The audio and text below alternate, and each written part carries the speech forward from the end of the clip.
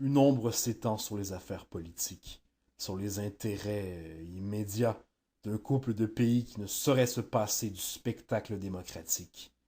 C'est l'ombre partagée de deux hommes d'affaires qui ont grandi dans le privilège, mais qui se sont impliqués d'abord en amateurs, ensuite en participants subtils et effacés, et puis en acteurs importants, voire même capitaux, de théâtre dont les pièces seront peut-être des comédies, des drames épiques ou des tragédies. Ces hommes sont Donald Trump et Pierre Carl Pelado. Ces deux hommes, ces deux figures médiatisées à outrance, ce sont des passionnés surprenants qui, bientôt, s'abandonneront sans condition à une nuit d'extase, à une nuit de triomphe, à une nuit de passion.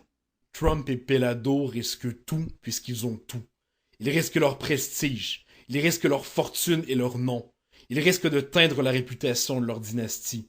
Ils comprennent les risques et ils les ignorent. Les deux hommes ont entendu l'appel du devoir.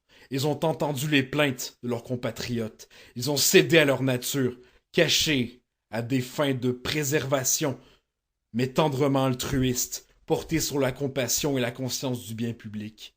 Les deux requins de la finance sont plus humains que requins. Ils le savent.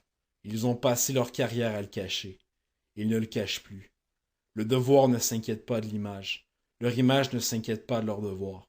Ils ont une réputation. Ils le savent. Leur devoir le sait. Tout le monde le sait. Les deux hommes, les deux vétérans du monde des finances, tantôt pris au piège du code des affaires, tantôt isolés de leur humanité au profit d'une recherche de l'efficacité qui ne pardonne aucune erreur, aucune chaleur, aucune fraternité, se sont lancés malgré le risque, malgré la mise en gage de leur bonheur et de leur stabilité, dans une aventure propulsée par leur conscience, par leur idéal. Trump est un cyclone de passion et d'énergie au service de ceux qui étaient à son service. Pelado est un idéaliste à l'image glaciale qui s'est épanoui et qui a fondu au contact de l'idée nationale. Les deux hommes, lors de l'ultime nuit électorale, seront peut-être investis de pouvoirs décisifs. Les deux hommes auront peut-être droit à leur nuit de consécration, à leur nuit de rencontre avec l'histoire, à leur nuit de passion.